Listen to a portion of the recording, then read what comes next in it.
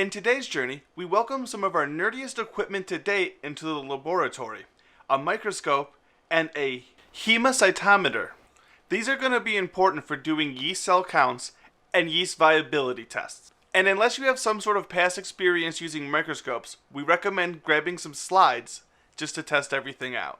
The classic, you should test your equipment before you use it in the field philosophy. Because Phil hasn't used a microscope since high school, it's probably a good idea to get some practice in.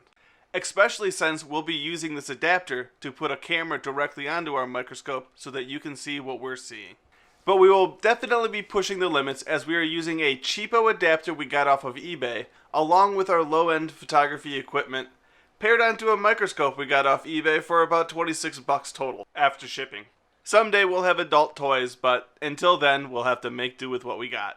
Which should in fact actually be plenty, because all you actually need is a microscope that has a 40x optic along with a 10x eyepiece, which is almost standard in most microscopes anyways. Other than that, having a mechanical stage would be cool, but not necessary. Most microscopes these days are more or less the same until you get into the $1,000 or more range. Do be mindful that if your income is dependent on the quality of beer you're producing, do not skip on the microscope, as it'll make doing your tests much easier. One of the hardest parts about buying a microscope for the first time is understanding how it handles the object optics. That's because you use the numbers on the lenses times the number on the eyepiece to get your total magnification. Ideally, your microscope will have a 4, a 10, and a 40x optic lens. Then once you multiply that by 10, because of the eyepiece, you get your 40, 100, and 400 times magnification. If the microscope you're looking at brags about having 1,000 times magnification, unless it has 4 lenses, it's probably not the one you're looking for.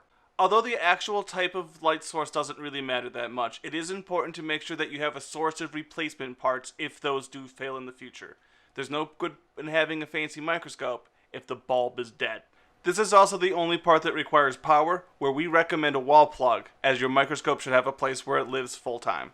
And the only thing we don't actually like about our microscope is that it doesn't have a mechanical stage, meaning that it can't move without you actually grabbing the slide and moving it around.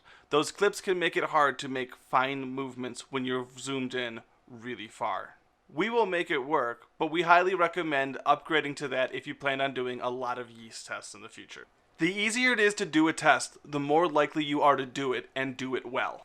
The only other thing that's not nice about our microscope or any other cheap one is that the image quality won't be as good, but it will be good enough to complete your test. An example of the limitation is that because our adapter doesn't have an actual lens of its own, we're not going to actually be able to focus on the 40x setting. But we're not going to let that stop us. We're going to get out these sample slides and see just what we can do with this setup. We recommend having some sample slides if you've never used a microscope before, as it can be a little tricky to try to learn how to do the viability test and use the microscope at the same time. But that's enough for microscope basics at this time. Let's take a look at what this onion epidermis looks like under the microscope. But because we can't use our times 40 magnification due to the lens adapter, we're not going to be able to see much at this level. Although most of what we do here is just locating the subject so that we can zero in on it on the higher magnifications. So it's an inconvenience, but not the worst thing that could happen with our microscope. But when we move closer into the 100x magnification, this might start to look more familiar to people who paid attention in science class when they were younger. So for those who are worried about being able to see yeast cells at lower magnifications, fear not. Because we have a whole nother level of magnification to go before we're even at the one you're supposed to be at for yeast cell counting. You may have noticed that our image sharpness is still a bit soft. This could be because of our setup with the camera, but is actually probably more likely to be because of our low quality optics. But fear not, because this is still good enough to do. Unlike the times 40 optics, it's within range to be able to get in focus, it just doesn't get sharp, and that has to do with the lack of resolution.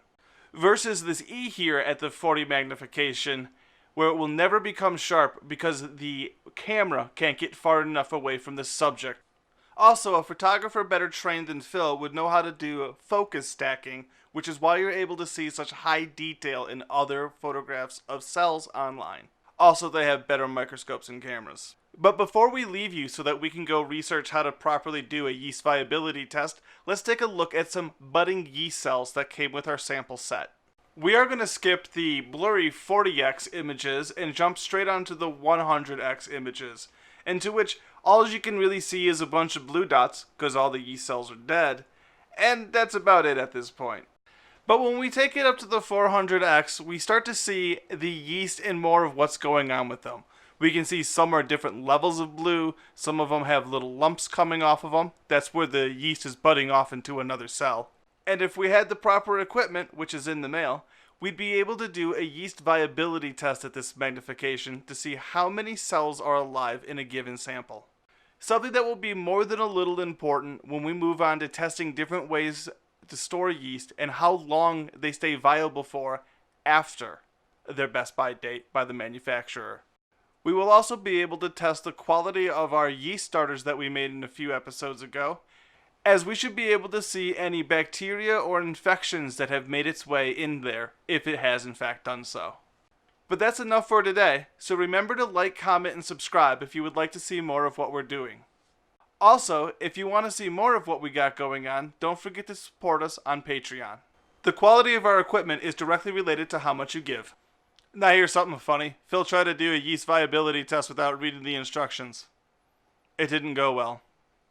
If you're a professional, you probably know why.